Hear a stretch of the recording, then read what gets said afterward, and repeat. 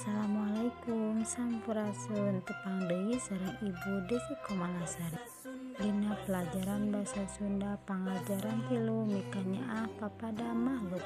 Sateu acan maca dongeng kedah terang heula naon ari dongeng teh.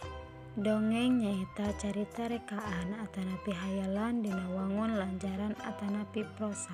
Carita dina dongeng najan ukur karangan tapi mantak resep jaba deui dina dongeng teh sok aya nasehat sangkan urang bisa milih mana nu lampah mana nu bener jeung nu teu bener.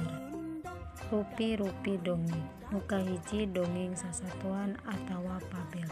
Contona dongeng sakadang kuya jeung sakadang monyet. Nu kadua dongeng sasakala atawa legenda. Contona sasakala situ bagendit. Nu katilu dongeng sage atawa babat. Contona dongeng kean santang. Nu kaopat dongeng kahirupan jalma biasa atawa parabel. Contona si kabayan ngala nangka.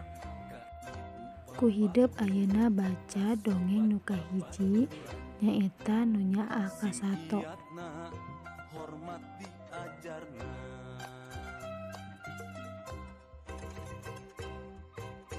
Diajar bahasa Sunda, diajar bahasa Sunda. Titenan dina kamusna na koran jeung majalah sing ngarti ulah salah. Resep maca buku Sunda.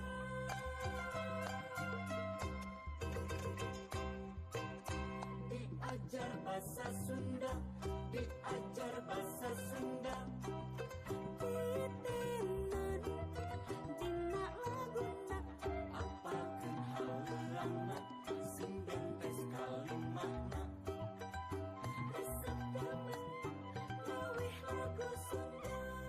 Bahasa Sunda, bahasa Sunda, bahasa indung urang Sunda.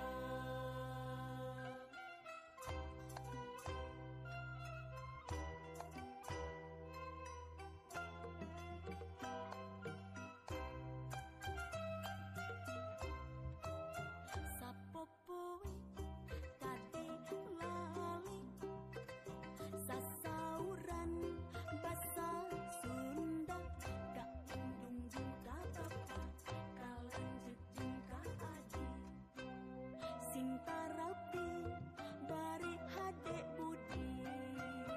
Basa Sunda, basa Sunda, basa indung urang Sunda.